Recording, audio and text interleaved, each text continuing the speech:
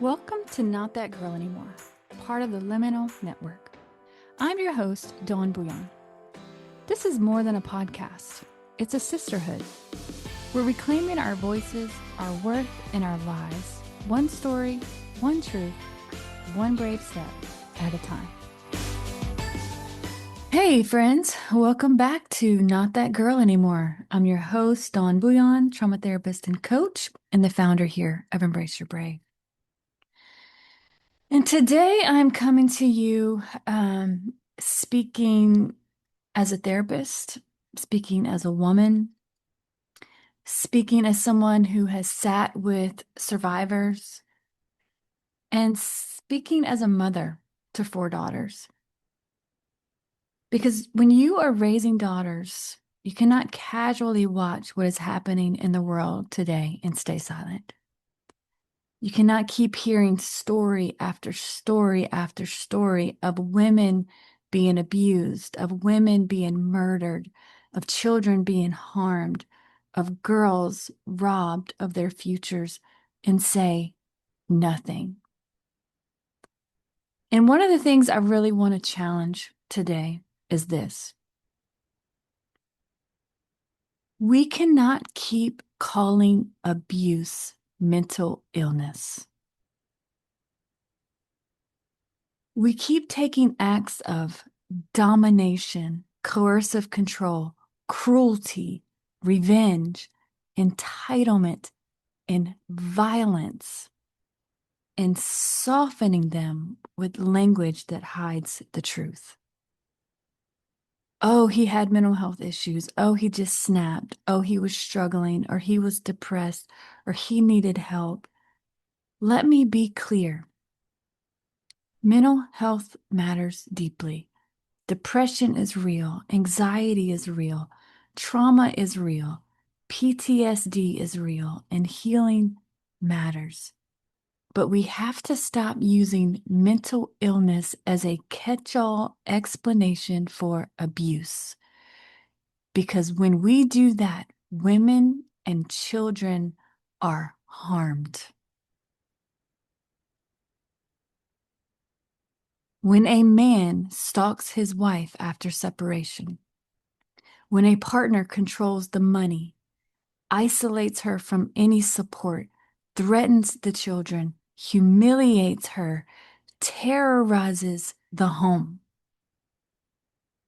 When a woman says no and violence follows. When rejection becomes rage. That is not simply untreated anxiety. It's not just stress. That is abuse. That is coercive control. That is someone believing they have the right to dominate another human being. And if we refuse to name it correctly, we cannot address it correctly. When violence gets called mental illness, the perpetrator gets distanced from accountability. The victim gets confused and stays longer, hoping that treatment alone will fix the abuse. And people with real mental health struggles get stigmatized. Many people with mental illness are not violent. Their struggles matter too. And society misses prevention.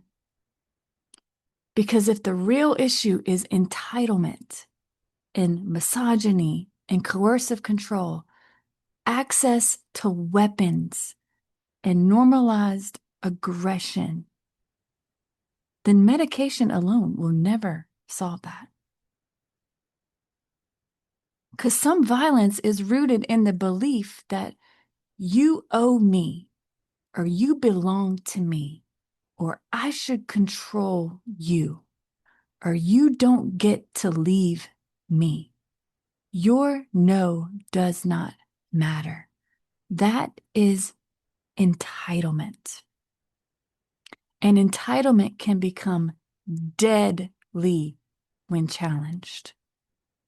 Just look in the headlines and you can see that. This is why leaving an abusive relationship is often the most dangerous time for a woman or for a victim. And the better question is not, why didn't she just leave? If we could please stop saying that. The better question is, why wasn't it safe to leave?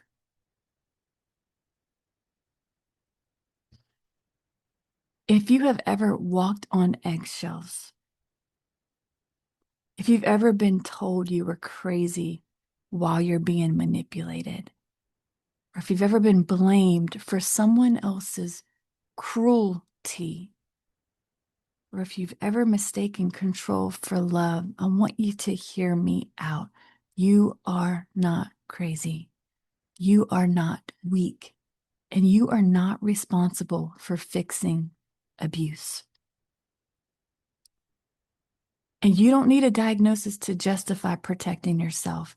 Your body is telling you something is wrong, and that is enough.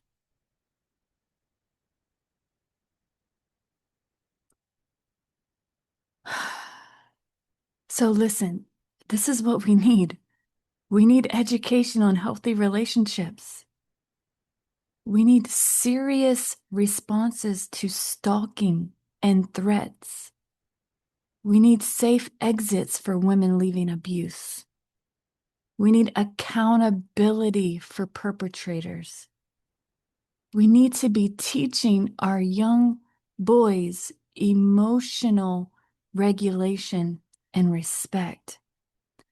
And we need communities that believe victims, that believe women sooner, that believe children. That is prevention. That is protection. That is how change happens. So hear me out. Mental health matters. Compassion matters. Treatment matters. But abuse is abuse. Violence is violence. Coercive control is coercive control.